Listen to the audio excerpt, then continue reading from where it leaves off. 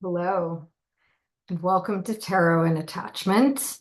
My name is Erin Smith. I am a professional tarot reader and an associate marriage and family therapist in the state of California. And I usually do a weekly reading looking at some topical theme, something that's coming up in the zeitgeist. And today happens to be Easter.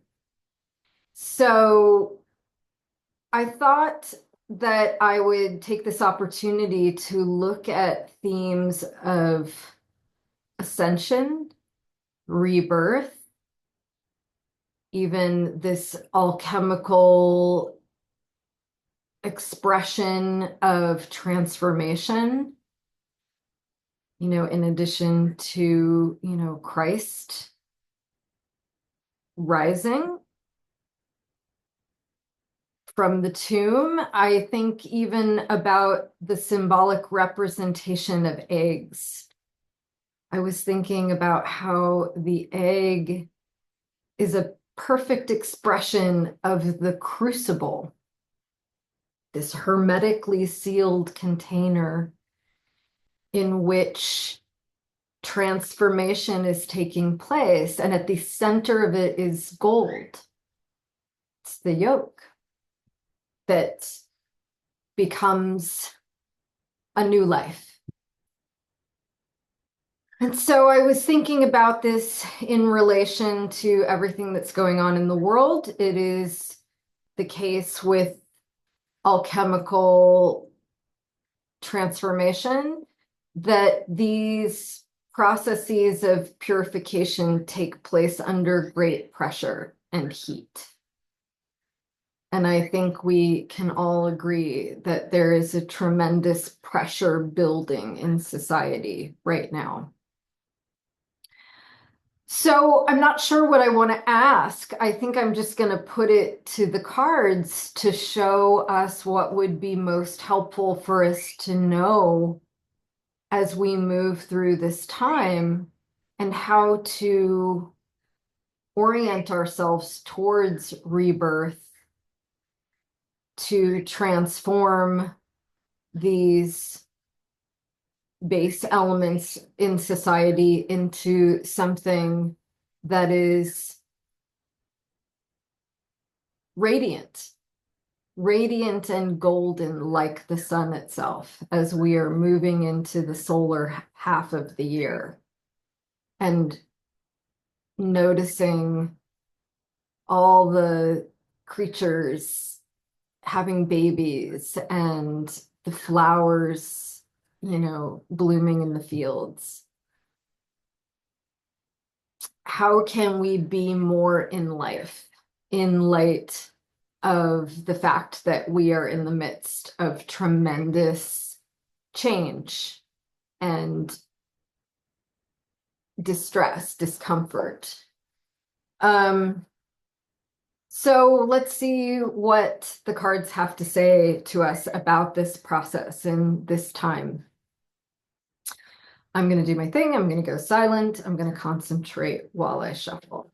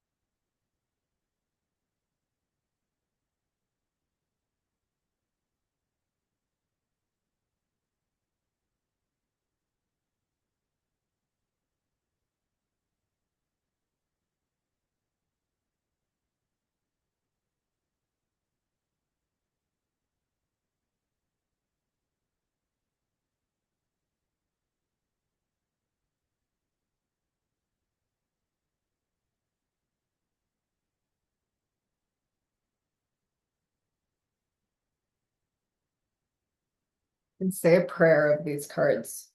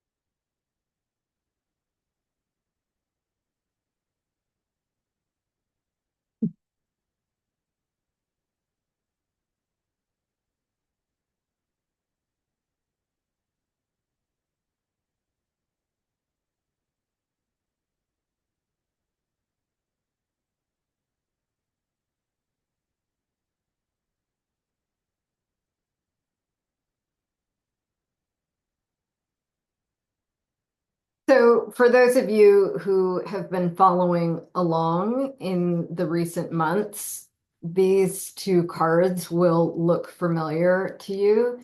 These are cards that have been coming up regularly. And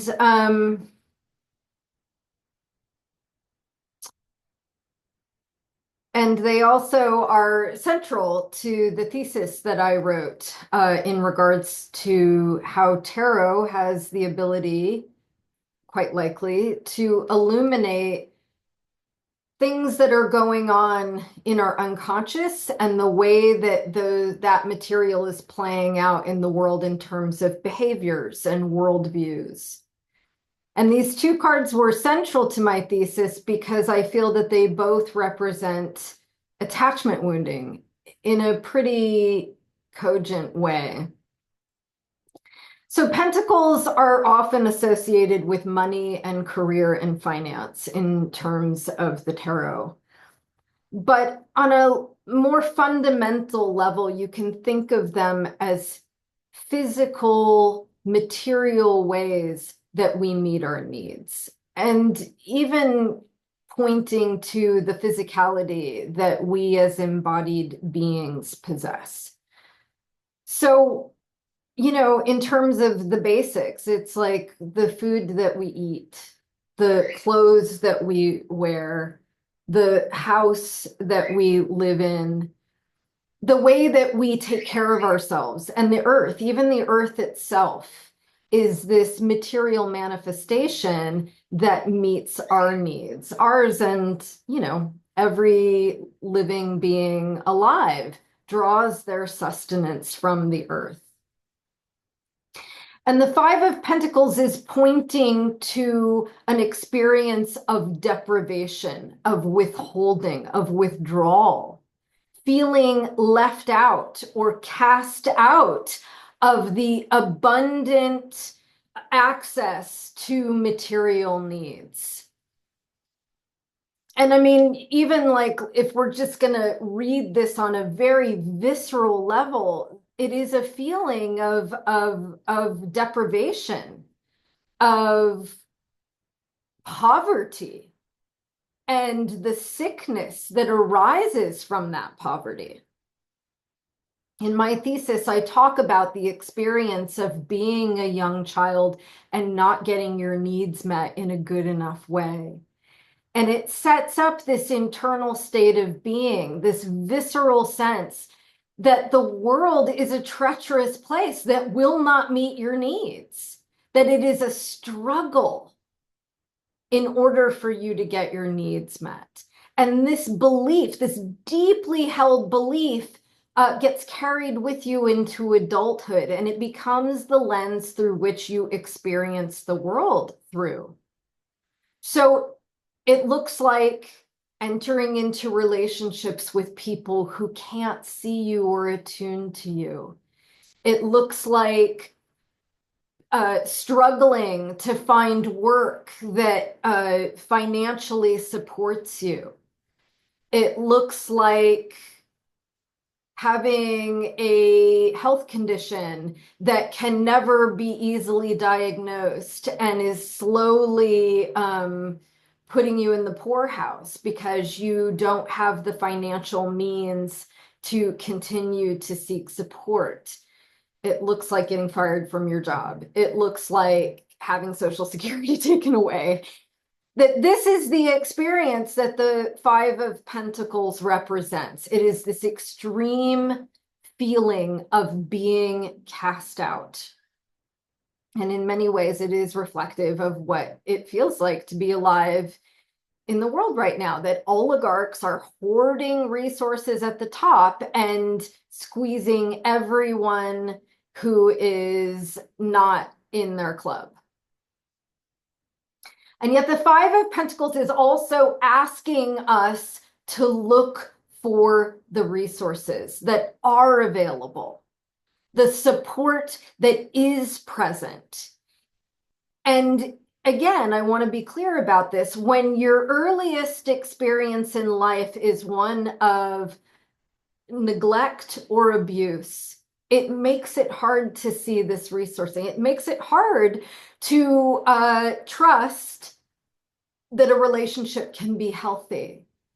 And so it may even be that as you are getting older and you're developing friendships or primary relationships like romantic partnerships, that it's easier to see, or you're drawn to dysfunctional or unhealthy relationships as a replication of what was familiar and known. And it's harder to see the people who actually are secure in themselves, in their sense of self, that they have the capacity to understand and appreciate your internal states and to be able to attune to your emotional states and be able to negotiate needs in a reciprocal way. These, of course, are tenets of securely attached relationships.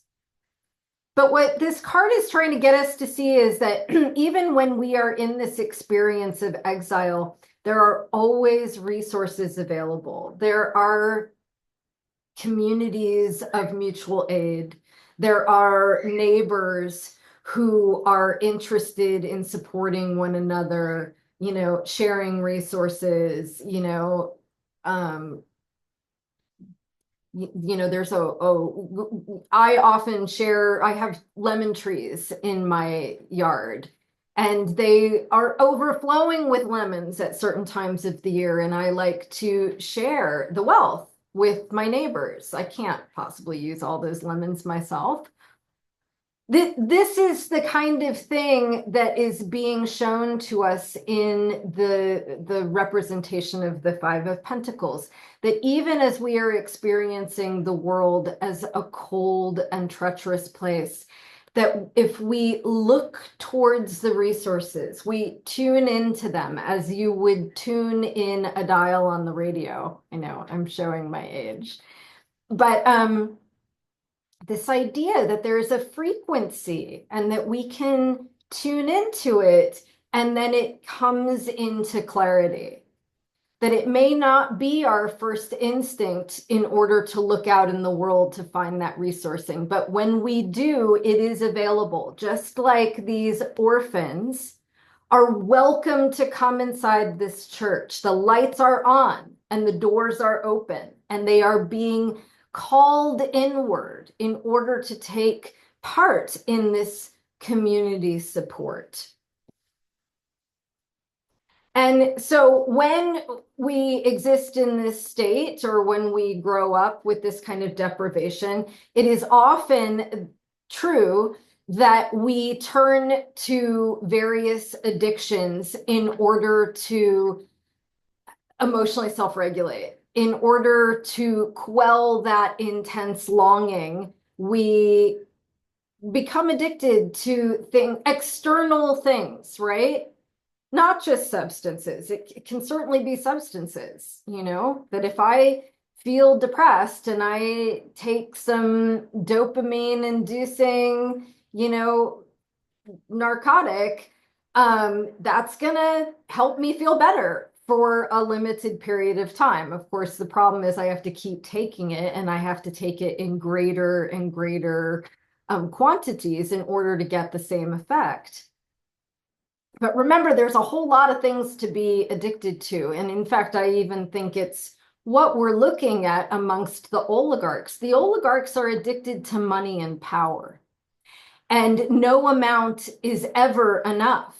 I mean, it is, to those of us where this is the experience of life, where we're just scraping by, where we're in a state of poverty or struggle to get our needs met, to look at somebody who has, anything upward of $1 trillion, it's unfathomable that that wouldn't be enough, that they would have to continue to erode Social Security and to dismantle all government systems and steal from those public coffers. To what end? They can't spend this amount of money in one lifetime that they've already amassed. What will more do? It is like an addiction. And again, there are many multiple things to be addicted to. You can be addicted to relationships, that codependency, that need to elicit attention and care from a partner, that I'm not lovable until I get you to love me. This ever seeking external comfort in the world around us and ignoring that we ourselves are internally resourced. So it's an outward orientation. I am seeking comfort from these conditions out in the world, which are ever changing. So to the extent that I cannot find peace within, regardless of external circumstances, I will always be in this, I will always be enslaved. I will always be enslaved to craving or aversion in terms of the Buddhist perspective. That it is my identification with these external elements, this need to grasp and cling to them or to push away and repel the things that I don't want. The Buddhists say this is the source of suffering. And nothing can really change. I can never be freed from that bondage until I am willing to go within, until I am willing to find some inner stability through reflection, through meditation. The hermit is one who goes inward to seek the answers for himself. And I very much associate it with meditation. And I want to be clear about this because I think sometimes this is a mistake that people make when they're reflecting on, Buddhist principles or teachings. That to go inward is to retreat from the world, that you're denying your responsibility for the effects that you have on the world, that it's something like disassociation or a shirking of your responsibilities. But in fact, that's not really what this reading is saying. What this reading is saying is that if we become overly involved in trying to manage and control conditions outside of ourselves from this place of ignorance of what is or what's possible, then we are doomed to replicate these impoverished conditions forever, these extreme power imbalances. And that it is only when we are able to feel centered and calm, have a essentially like an emotionally regulated experience through internal reflection, that then we have the ability to go out in the world, to take that light that we find within and use that as the beacon that lights the way out in the world. So it isn't just advocating for retreating to some high mountain in, Tibet and, being a cave dweller and spending the rest of your days in meditation or contemplation. I mean, certainly some people are doing that, and that's great. But what the hermit is saying is that when we can release our grasp on needing to control external elements and go within to find a space of safety inside of ourselves, then that is the energy or the light that we bring back out into the world as we're engaging with others. And indeed, engaging with others is a big part of this equation, this ability to make ourselves available for transformation in the face of being under extreme pressure. The Three of Pentacles is working collaboratively with others. It is a recognition that we each have something to contribute to the building of the whole, that what we have to bring is essential, and it will be mutually beneficial.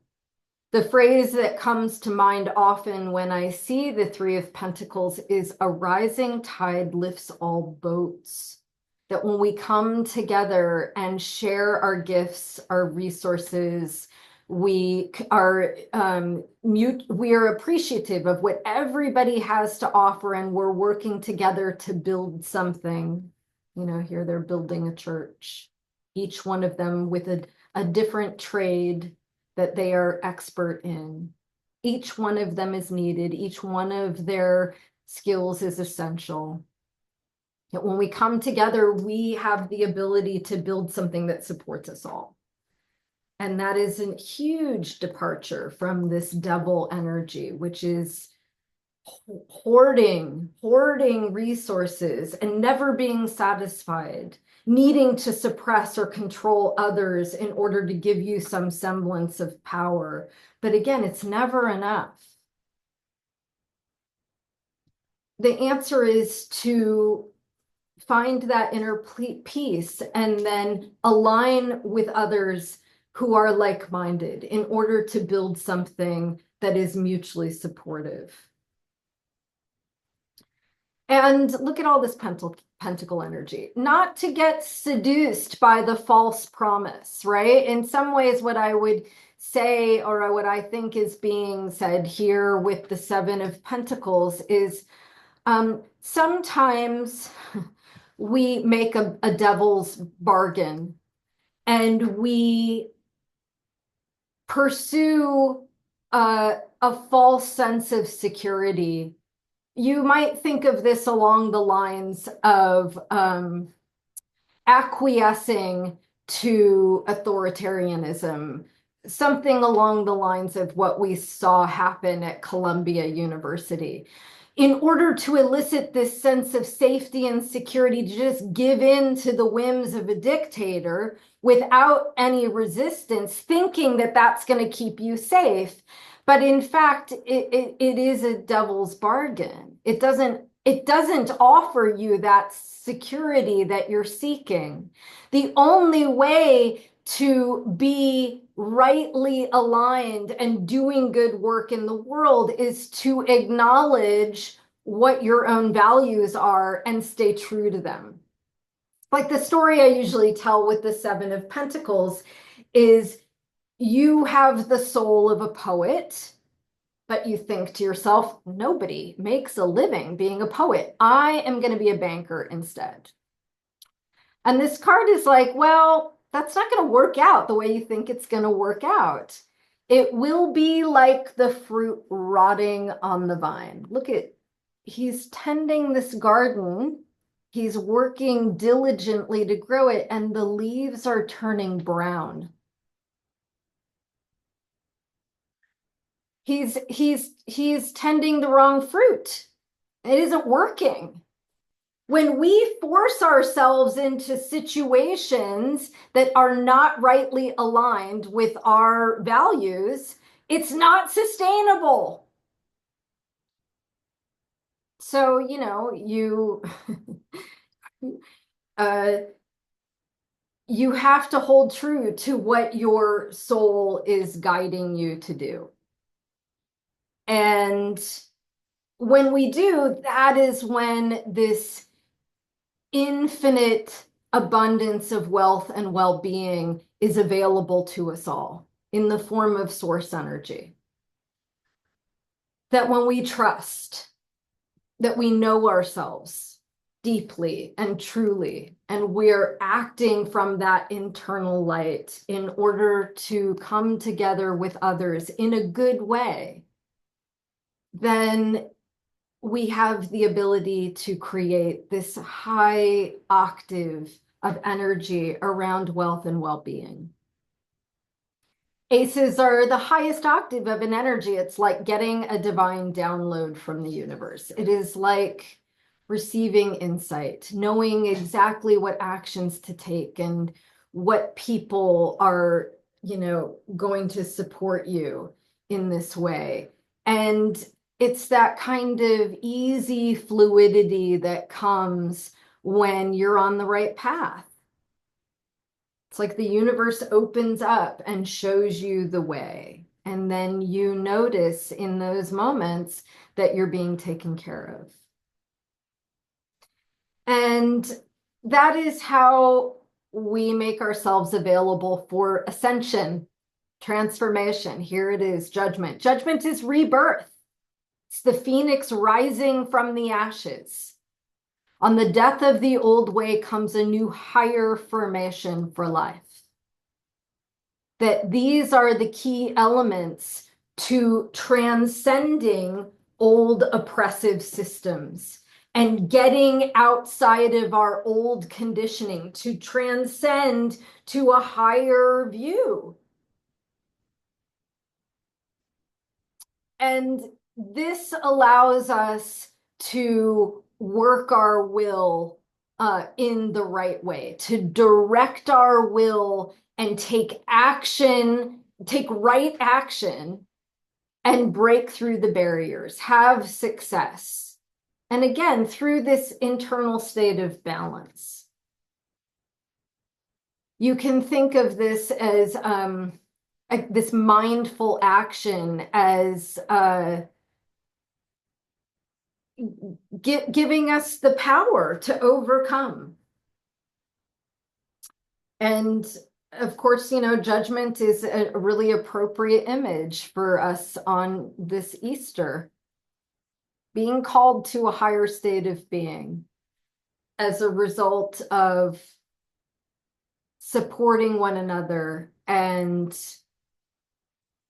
being willing to rightly align with our internal wisdom. So yeah, a lot of the same cards coming up. You know, these are ongoing themes that we are confronting, and just further guidance on how to move through these times, how to look for the support, know what it is that each of us can contribute to the building of a new world, a new society that is mutually supported. And trust that we can be born again. Happy Easter. Many blessings to you. Take care.